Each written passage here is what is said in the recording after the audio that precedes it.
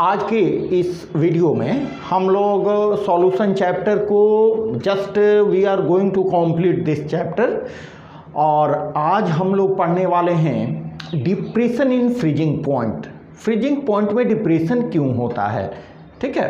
तो उससे पहले हम लोग ये देख लें कि फ्रीजिंग पॉइंट होता क्यों है और इसमें डिप्रेशन क्यों होता है, तब हम लोग कैलकुलेशन देखेंगे। आइए सबसे पहले what is freezing point. Freezing point क्या है, तो यहाँ थोड़ा देखें। Freezing point it is the temperature. क्या टेम्परेचर होता है, ये एक वैसा टेम्परेचर है जब सॉलिड begins to melt, जबकि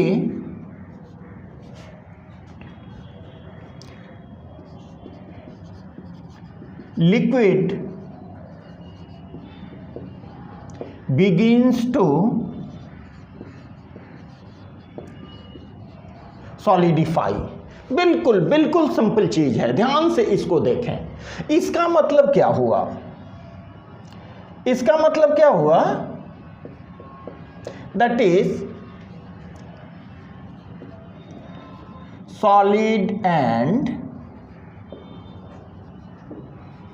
solid and liquid states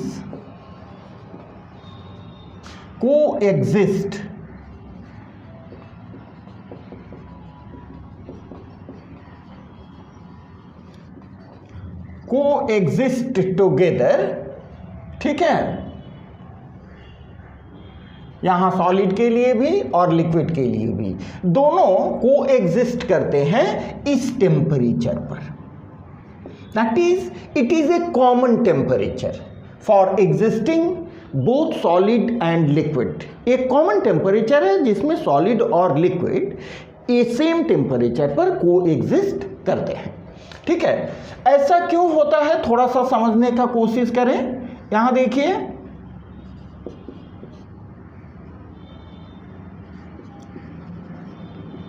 eight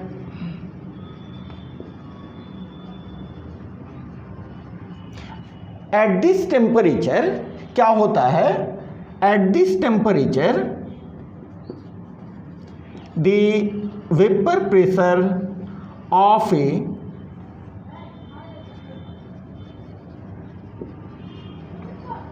the vapor pressure of a substance in liquid phase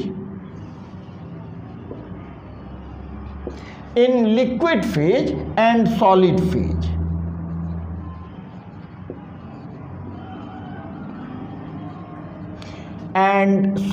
phase becomes equal।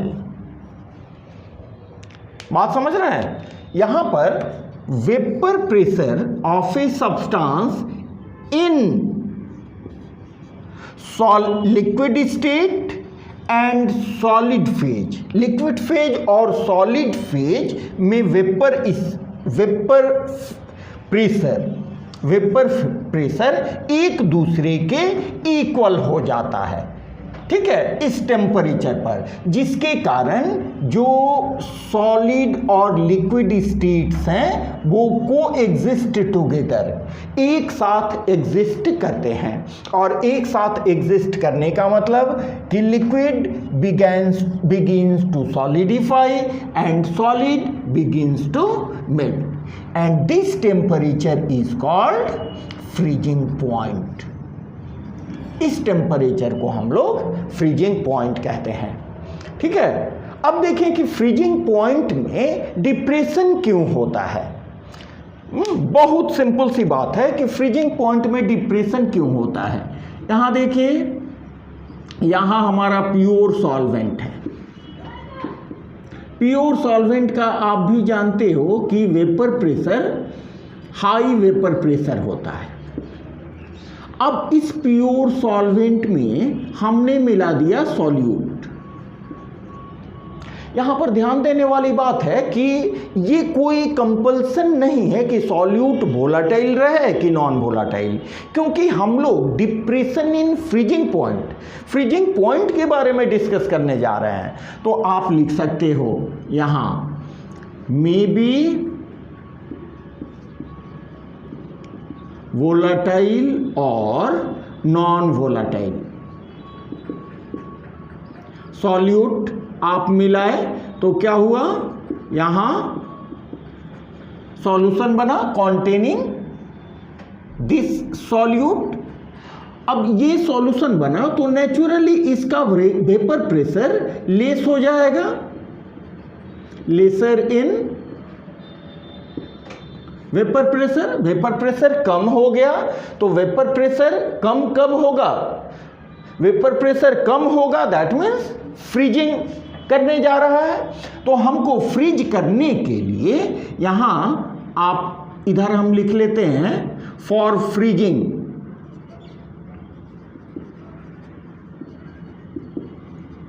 Freezing के लिए हमको क्या चाहिए, फ्रीजिंग के लिए चाहिए lowering in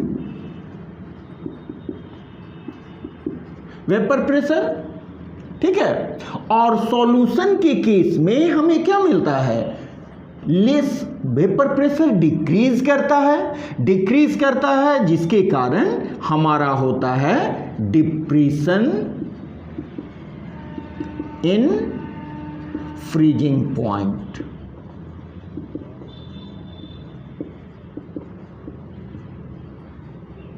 depression in freezing point. जब हम प्योर सॉल्वेंट में कोई सॉल्यूट को मिलाते हैं, ऐड करते हैं, तो उससे जो सॉल्यूशन बनेगा उसमें फ्रीजिंग पॉइंट डिप्रेशन होता है, ठीक है। इसको हम लोग इसका ग्राफिकल रिप्रेजेंटेशन देख लें थोड़ा। ये हम वेपर प्रेशर और टेम्परेचर का यहाँ ग्राफ देख रहे हैं सॉल्वेंट और सॉल्यूशन के लिए। तो हमें मालूम है कि प्योर सॉल्वेंट का वेपर प्रेशर हाई होता है, तो ये और फ्रीजिंग का मतलब कि वेपर प्रेशर धीरे धीरे डिक्रीज हो रहा है, ठीक है। एक पॉइंट ऐसा आया जब यहाँ पर सॉल्वेंट फ्रीज होना शुरू हो गया and finally it will freeze here. ये स्थिति है सपोज ए बी सी। ये हमारा सिचुएशन है किसके लिए, हम मान ले ये होगा सॉल्वेंट के लिए हैविंग हाई वेपर प्रेशर। अब इसी में हमने सॉल्यूट को ऐड किया तो उसका वेपर प्रेशर क्या हो जाएगा, उसका वेपर प्रेशर रिड्यूस हो जाएगा, ठीक है। और ये जो यहाँ पर प्योर सॉल्वेंट फ्रीज होना शुरू हो रहा था, ये यहाँ पे फ्रीज होना शुरू होगा, ठीक है। अब इसके कॉरेस्पॉन्डिंग जो हमारा लाइन होगा, ये देखिए,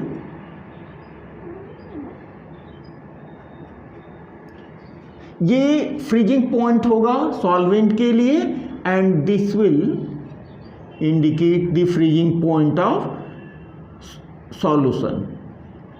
इसको हम TF से रिप्रेजेंट करें और इसको T0F से रिप्रेजेंट करें, ठीक है। तो हमारा जो डिप्रेशन इन फ्रीजिंग पॉइंट होगा वो ये होगा, it is depression in freezing point and it is represented by delta TF।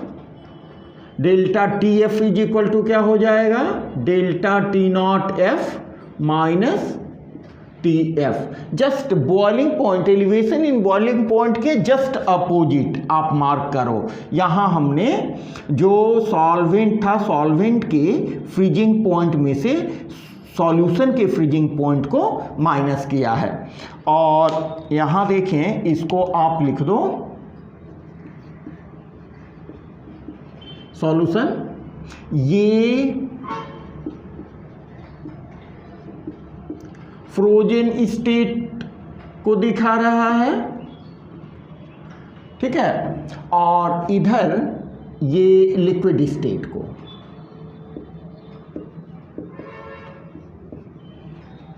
ठीक है, ये वेपर प्रेशर है, ये देखिए इसका वेपर प्रेशर अधिक है।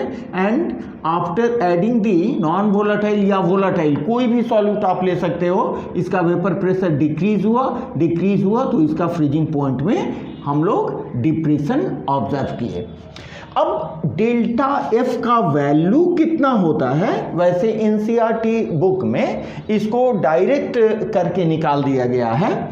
ठीक है, हम चाहते हैं कि आप ये पूरे कैलकुलेशंस को ध्यान से देखें। ठीक है, तो यहाँ देखिए, हमें पहले भी वीडियो में हम बता चुके हैं कि delta T F is directly proportional to lowering in vapour pressure, and lowering in vapour pressure is directly proportional to mole fraction of solute. यहां पर XB mole fraction of solute को रिप्रेजेंट किया गया है। दिस इज अकॉर्डिंग टू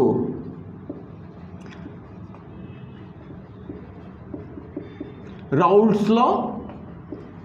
ठीक है, यहां पर लिख देते हैं XB is equal to mole fraction of solute and delta P is equal to lowering in vapor pressure। ठीक है, तो इन दोनों एक्सप्रेशन से आप लिख सकते हो delta T F is equal to equal to भी लिख सकते हैं K इंटू XB, और XB का वैल्यू आप पुट कर दो तो delta T F is equal to K into XB के बदले लिख सकते हैं NB by NA plus NB, जहां पर NA and NB where NA and NB are number of moles of solvent and solute है, एंड K आया है प्रोपोर्शनलिटी कांस्टेंट के रूप में। K is equal to proportionality constant. ठीक है, अब ये भी जानते हैं कि जो भी कॉलिगेटिव प्रॉपर्टीज है डोमिनेंटली मुख्य रूप से डाइल्यूट सॉल्यूशंस के लिए है। तो जो सॉल्यूशन बहुत डाइल्यूट होगा, फॉर वेरी डाइल्यूट सॉल्यूशंस, बहुत डाइल्यूट सॉल्यूशंस के लिए क्या होगा, NB will be very very lesser than NA, और तब आपका ये जो एक्सप्रेशन है, this expression will become delta T F is equal to K into NB by NA। इसके टोटल के कंपैरिजन में NB बहुत छोटा हो जाता है, जिसके कारण उसको हम अवॉइड करते हैं। ठीक है, अब इससे हम क्या करेंगे, मोलर मास के टर्म में इसको एक्सप्रेस कर लेंगे, और delta T F is equal to K into KB is equal to हो जाता है WB बाई MB, आपको बताने का जरूरत नहीं है, और इसके बदले आप लिख सकते हो MA बाई WA, ठीक पहले के जैसा। और यहाँ पर क्या हो जाएगा, delta T F is equal to K into, ये देखिए this will again refers to number of moles of solute, और इसको हम इसके नीचे डाल दें फॉर कॉन्वेनिएंट कैलकुलेशंस। ये हमसे नया टर्म इससे मिलेगा हमें एक ठो, and here we have MA। तो और delta TF is equal to K into, ये देखिए NB number of moles of solute dissolve. अगर WA को, यहाँ पर WA को हम मान लें 1 kg ऑफ सॉल्वेंट, तो ये हमारा टर्म हो जाएगा number of moles of solute dissolved पर केजी ऑफ सॉल्वेंट, जो कि मोललिटी को रेफर करता है। तो ये हमारा हो जाएगा K into M into MA। अब यहाँ पर देखें, ये मेरा एक कांस्टेंट है और किसी सॉल्यूट के लिए इसका वैल्यू भी कांस्टेंट होता है, ठीक है। तो दोनों के लिए एक कॉमन कांस्टेंट हम ले लेंगे, delta TF is equal to KF into M। ये हमारा फाइनल एक्सप्रेशन हुआ डिप्रेशन इन फ्रीजिंग पॉइंट के लिए, ठीक है। NCERT बुक में हमें डायरेक्ट यही एक्सप्रेशन देखने को मिलेगा, ठीक है। अब क्या करेंगे हम, अब इसकी वैल्यू को, मोललिटी का वैल्यू आप जानते हो, ठीक है। तो putting the value of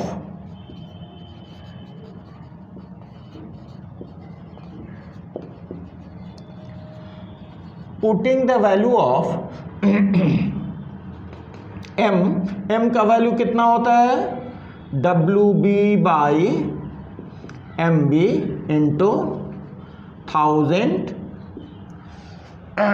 by WA। तो हमारा एक्सप्रेशन क्या हो जाएगा, we have delta TF is equal to KF into WB into 1000 by MB into WA। यहाँ पर ये जो नया कांस्टेंट हम लिए हैं, this constant KF is equal to K into MA, ठीक है। दो कांस्टेंट का प्रोडक्ट ये आता है और इसको हम बोलते हैं molal depression constant, molal depression constant या क्रायोस्कोपिक कांस्टेंट भी इसको कहते हैं, क्रायोस्कोपिक कांस्टेंट, ठीक है। ये मेरा फाइनल एक्सप्रेशन हो गया, इट इज इक्वेशन 2। अब इसके आधार पर हम molar mass of solute calculate कर सकते हैं। देखिए, मोलर मास ऑफ सॉल्यूट कैसे आप कैलकुलेट कर सकते हो, very simple. MB will be equal to KF into WB into 1000 by delta TF into WA। यहाँ से हमें molar mass of solute calculate direct कर सकते हैं, ठीक है। It is equation 3।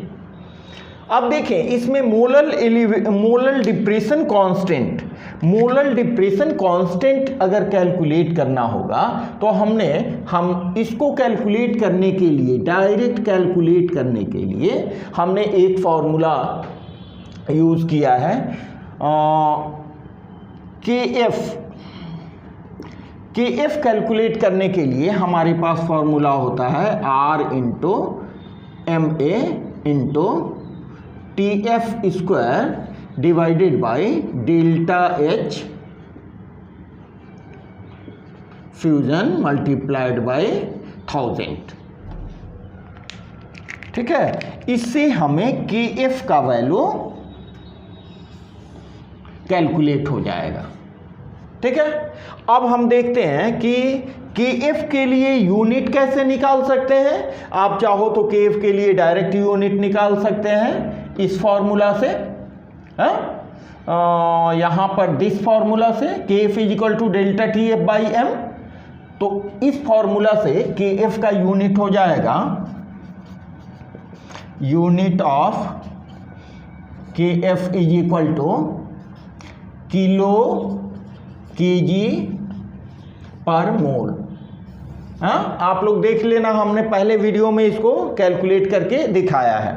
और KF को डिफाइन कैसे करेंगे, यहाँ से हम KF को डिफाइन कर सकते हैं अगर इसको m मान लें। ठीक है, तो KF क्या हो जाएगा, depression in freezing point for 1 molar solution will be defined as the value of KF। ठीक है, इस तरह से बिल्कुल पिछले डेरिवेशन से मिलता जुलता डेरिवेशन ये वाला है। तो हम समझते हैं कि इसको हमने जानबूझ के कॉम्प्रिहेंसिव वे में बताया, क्योंकि एनसीईआरटी में इसका जो शॉर्ट फॉर्म दिया गया है, ठीक है, उसको समझने में काफ़ी सुविधा होगी। हमने इसके शॉर्ट फॉर्म को कमेंट बॉक्स में डाल रखा है, आप उसको यूज़ कर सकते हैं। ठीक है, आप इसको एक बार दोनों को रिवाइज करें, देखें, अच्छा लगे तो सब्सक्राइब जरूर करें और अपने दोस्तों में इसको शेयर भी करें, लाइक भी करें।